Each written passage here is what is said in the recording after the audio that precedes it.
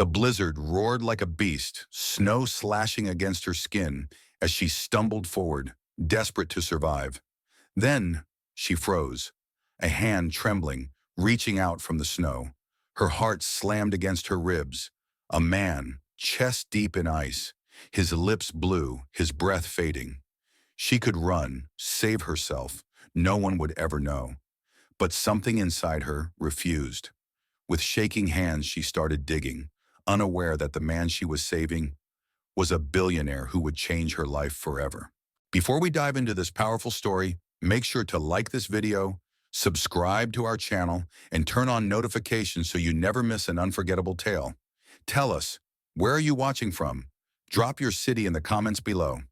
Now let's begin. The wind howled like a wild beast, tearing through the mountainside with merciless force. Snow slammed against her face, numbing her skin as she stumbled forward, her body aching with exhaustion. She had been walking for hours, lost in the deadly storm, with no idea if she was heading towards safety or deeper into danger. Then she saw it. At first it looked like just another pile of snow, another mound swallowed by the blizzard. But something was off. Her breath hitched as she stepped closer, squinting through the icy haze. A hand. Pale fingers trembling above the snow, barely visible in the storm's fury. Her pulse pounded. Someone was trapped. Her instincts screamed at her to keep moving. She was already on the brink of collapse, her body frozen to the bone. Stopping could mean death, but the hand twitched, just slightly. Whoever it was, they were still alive. She dropped to her knees, clawing at the snow with shaking fingers. "Hey, can you hear me?" she shouted, her voice barely carrying over the wind. No response. Panic surged through her veins as she dug faster, her nails scraping against ice. The snow was packed tight like cement, and it fought against her with every handful she removed. Then she saw his face. A man, his eyes barely open, his lips blue from the cold. Snow clung to his lashes, his breathing so shallow it was almost imperceptible. He was chest deep in the ice, trapped, unable to move. How long had he been here? Hours? A day? If she had not found him now, he would not have survived much longer. She gritted her teeth and yanked off her gloves, her fingers instantly burning from the cold as she shoved more snow aside. "Stay with me," she pleaded. "I am getting you out." The man's eyes fluttered, unfocused. His lips parted, but no words came out. He was fading fast. Her heart pounded.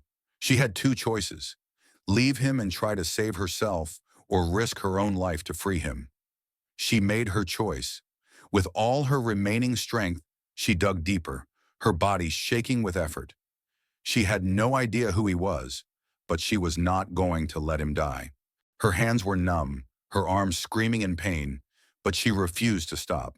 She scooped away handfuls of snow as fast as she could, her breaths coming in short, desperate gasps. The storm was relentless, slamming against her like an invisible force determined to bury them both alive. But she kept digging. The man's body was rigid with cold. His clothes were soaked, his dark hair matted with ice. His head drooped slightly, and for a terrifying second, she thought she was too late. "No, no, no, stay with me," she begged, shaking his shoulder. A weak groan escaped his lips. Relief flooded her, but it was fleeting. He would not last much longer. She needed to get him out. Now, using every ounce of strength, she wedged her arms beneath his and tried to pull him free. He was heavy, his body stiff, and the snow gripped him like a vice. Her muscles trembled, but she dug her heels into the frozen ground and pulled harder. A sudden shift. Then he moved. With a final desperate yank, he came loose, collapsing into her arms. She staggered under his weight, barely managing to keep them both upright. He was taller than she had expected, broad-shouldered, but weak as a rag doll. His head lolled against her shoulder, and his breath was faint against her skin. He was barely conscious. She had to get him out of here. Looking around, she could barely see through the storm, but she knew there was no chance of making it down the mountain like this. The nearest town was miles away, and he would not survive the journey. There was only one option: her cabin. It was not much. A single-room shelter her father had built years ago, tucked away beneath the cliffs. But it had a fireplace, blankets, and a chance to keep him alive. Gritting her teeth, she tightened her grip on him. Come on, she whispered. You are not dying on me. With agonizing effort, she half dragged, half carried him through the knee-deep snow. The wind fought her every step, whipping her hair into her face, stealing her breath. Her legs felt like lead, her body frozen and exhausted. But she did not stop. After what felt like an eternity, the outline of the cabin appeared in the storm. Small, barely visible, but there. Hope surged through her. She kicked the door open and pulled him inside, slamming it shut against the raging blizzard. Gasping for breath, she turned to him. He was lying motionless on the wooden floor, his skin pale, his body ice cold. She had saved him from the snow, but now she had to save him from death. Her fingers trembled as she fumbled for the lantern, striking a match with numb hands. The tiny flame flickered to life, casting a soft glow across the cabin. Shadows danced along the wooden walls, but she had no time to care. The man was still motionless on the floor, his breathing too shallow, his skin like ice. She dropped to her knees beside him.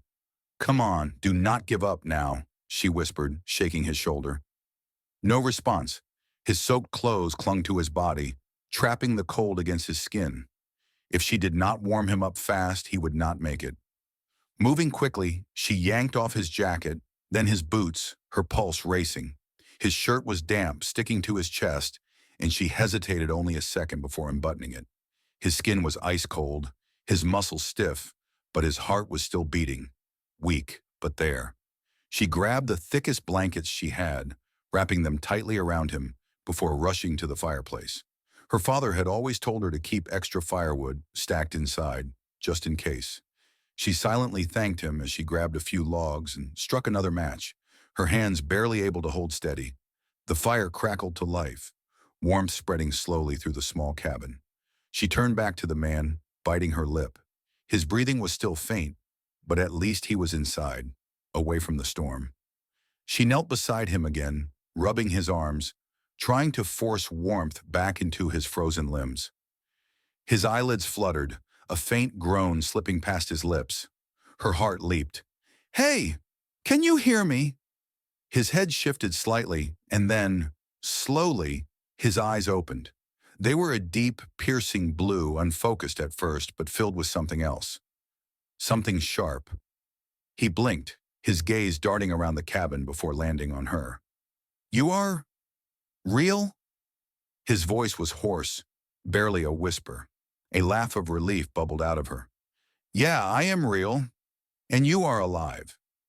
He tried to sit up, but his body betrayed him, collapsing back against the blankets with a sharp breath.